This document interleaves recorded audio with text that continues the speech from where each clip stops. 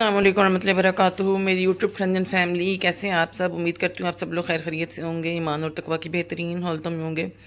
अल्लाह ताला से दुआ है हमारे वक्त में सलाहियतों में और ज़िंदगी में बरकत पैदा कर दे। इसी खूबसूरत से दुआ के साथ हम बढ़ेंगे आज की रेसिपी के साथ। हम बना रहे हैं झटपट चिकन रोस्ट। ये इतना झटपट बन जाएगा, ना आपको इसके लिए कोई दही की ज़रूरत है, ना आपको अदरक लहसुन के पेस्ट की ज़रूरत है, ना ही आपको इसकी मैरिनेशन की ज़रूरत है। यानी कि हम आधे घंटे में इसको बनाकर तैयार कर सकते हैं। इसके इंग्रेडिएंट्स भी जो है ना वो बहुत बेसिक से हैं। इसके लिए मैंने 1 किलो चिकन के लेग्स लिए हैं, 1 से 1.5 किलो चिकन के लेग्स लिए हैं। आप कोई भी इसी मिक्स चिकन भी यूज़ कर सकते हैं। इसके लिए मैंने 1 चाय का चम्मच जो लिया है वो कुटी हुई लाल मिर्च ली है, आधा चाय का चम्मच हल्दी ली है, 1 खाने का चम्मच मैंने इसमें पिसी लाल मिर्च ली है, 1 चाय का चम्मच मैंने इसमें गरम मसाला लिया है पिसा हुआ, और 1 ही खाने का चम्मच मैंने पिसा हुआ सूखा धनिया लिया है, और 1 ही खाने का चम्मच मैंने इसमें नमक लिया, और 1 कप हम लेंगे पानी। चलें जिसकी मैरिनेशन की तरफ चलते हैं, यानी कि इसके स्पाइसेस को इसमें ऐड करते हैं।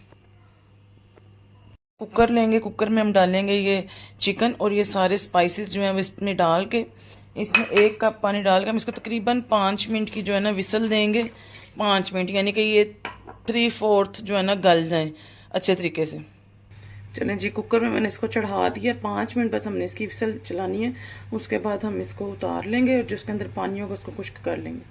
देखिए जी, 5 मिनट की हमने इसमें विसल लगा दी। अब साइड पे थोड़ा थोड़ा पानी है, बस इसको हमने खुश्क करना है ताकि इसका जो टेस्ट है ना वो इसके अंदर ही रहे। अब 5 मिनट मैं इसको उलट पलट के पका लूँगी ताकि ये स्पाइसेस भी इसमें मिक्स हो जाए और ये पानी भी खुश्क हो जाए। ये देखें, जिसका पानी बिल्कुल खुश्क हो गया, हम इसे 15 से 20 मिनट के लिए ठंडा करेंगे और इसकी कोटिंग फ़ौरन साथ ही तैयार कर देंगे। जितनी देर में ये ठंडा होगा उसमें ना कोई अंडा ना कुछ इस तरह की कोई चीज़ यूज़ नहीं होगी, और 10 से 15 मिनट में ये रेडी हो जाएगा। चिकन जो है वो खुश्क हो गया, उससे मैंने बाउल में निकाल लिया। अब इसमें जो साइड पे थोड़ा थोड़ा पानी है जो इसने खुद छोड़ा है वो हम ज़ाया नहीं करेंगे, वो इसी में ऐड करेंगे। इसमें हम थोड़े से स्पाइसेस जैसे पिसी काली मिर्च, नमक वगैरह, वही जो स्पाइसेस हमने चिकन में थोड़े थोड़े डालेंगे ताकि हमारे जो ऊपर की कोटिंग है ना उसमें भी मसाले का फ्लेवर आए। देखें जी, मैंने एक्स्ट्रा पानी नहीं डाला, थोड़े थोड़े स्पाइसेस डालें, और मैंने वही पानी जो था ना जो रोस्ट में था वो इसमें डाल दी ताकि स्पाइसेस इसमें आ जाए। और जैसे जैसे मुझे ज़रूरत पड़ती रहेगी मैं इसमें थोड़ा सा ना ठंडा पानी मिक्स करूँगी। ना इसे हमने ज़्यादा पतला करना है ना ज़्यादा गाढ़ा करना है, बस इतना करना है कि चिकन के ऊपर इसकी लेयर आ जाए। ये देखें जी, इस तरह का बैटर हमने रखा है।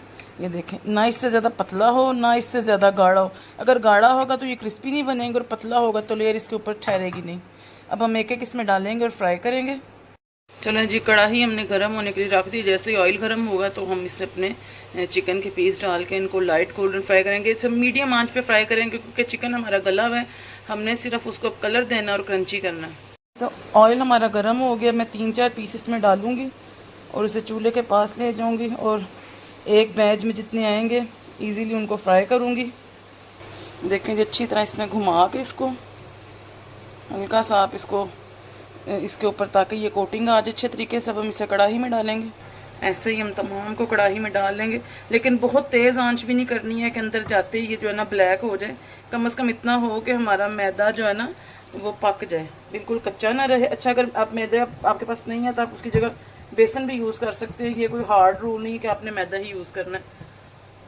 चलें जी, एक साइड से ये गोल्डन हो जाएंगे तो हम इनकी साइड चेंज करके इसको दूसरी साइड से गोल्डन करेंगे और इसको डिश आउट करेंगे और आपको इसकी फाइनल लुक दिखाएंगे। ये देखें, जब ये गोल्डन ब्राउन हो गया है अब मैं इसको डिश आउट करूँगी और आपको इसकी फ़ाइनल लुक दिखाऊंगी।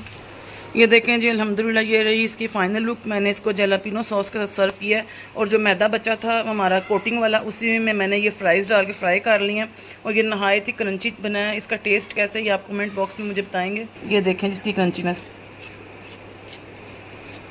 आपको इसकी क्रंचीनेस की आवाज़ आ रही होगी।